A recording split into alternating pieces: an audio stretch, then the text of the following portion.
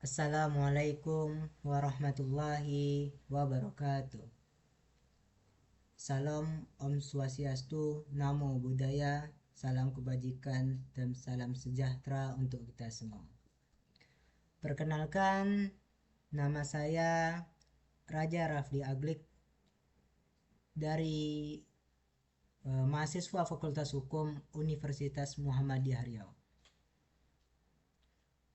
Di video kali ini saya akan berbicara soal penyelesaian sengketa industrial. Seperti yang kita ketahui, akhir-akhir ini kita sering mendengar berita tentang karyawan yang dirumahkan secara sepihak, demo buruh yang menuntut keadilan, hingga perusahaan yang tiba-tiba memutus hubungan kerja tanpa alasan yang jelas. Di balik itu semua, ada satu benang merah yang sama, perselisihan antara pekerja dan pengusaha. Inilah yang disebut dengan perselisihan hubungan industrial. Tapi sebenarnya kalau terjadi masalah seperti itu, apa yang harus kita lakukan? Apakah pekerja harus demo ke jalan? Apakah pengusaha bisa bebas memutuskan segalanya sendiri? Dan bagaimana sih cara menyelesaikannya tanpa merugikan salah satu belah pihak?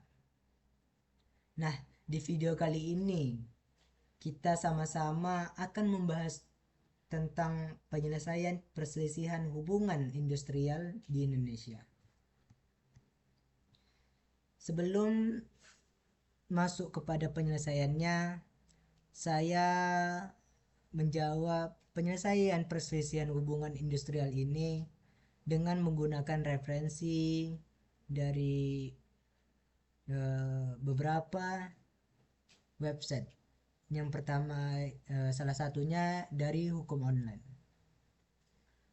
Terdapat 3 langkah penyelesaian perselisihan hubungan industrial, yaitu melalui upaya bipartit, tripartit, dan gugatan ke pengadilan hubungan industrial. Nah, yang pertama tadi bipartit. Apa sih bipartit itu? Bipartit adalah perundingan antara pengusaha atau gabungan pengusaha dan pekerja atau serikat pekerja atau antar serikat pekerja dalam satu perusahaan yang berselisih. Pada prinsipnya, memang ketika terjadi perselisihan, upaya yang harus diupayakan terlebih dahulu perundingan bipartit secara musyawarah untuk mencapai mufakat. Perundingan bipartit ini harus diselesaikan dalam waktu maksimal 30 hari. Namun, jika dalam jangka waktu tersebut salah satu pihak menolak berunding atau tidak mencapai kesepakatan, maka perundingan bipartit dianggap gagal. Dan apabila perundingan bipartit ternyata mencapai kesepakatan, maka dibuat perjanjian bersama yang ditandatangani oleh para pihak. Perjanjian bersama ini bersifat mengikat dan menjadi hukum sehingga wajib dilaksanakan oleh para pihak. Setelah itu, perjanjian bersama wajib didaftarkan ke pengadilan hubungan industrial pada pengadilan negeri di wilayah para pihak mengadakan perjanjian bersama. Sehingga jika perjanjian tersebut tidak dilaksanakan oleh salah satu pihak, maka pihak yang dirugikan dapat mengajukan permohonan eksekusi ke pengadilan hubungan industrial tersebut. Nah, itu tadi yang pertama. Yang kedua, itu kita melakukan perundingan tripartit. Apabila perundingan yang pertama atau bipartit tadi gagal, maka perselisihan hubungan industrial dapat dilakukan dengan perundingan bipartit. Apa sih hubungan tripartit ini? Perundingan tripartit adalah perundingan antara pekerja dan pengusaha dengan melibatkan pihak ketiga sebagai fasilitator dalam menyelesaikan perselisihan hubungan industrial. Perundingan tripartit ini ada 3 rangkaian atau 3 proses. Yang pertama itu melalui mediasi, yang kedua konsiliasi, dan yang ketiga arbitrase. Nah, cara yang ketiga yaitu gugatan ke pengadilan hubungan industrial. Berdasarkan penjelasan di atas, maka gugatan ke pengadilan hubungan industrial dapat diajukan apabila hubungan tripartit yang meliputi mediasi dan konsiliasi tadi gagal.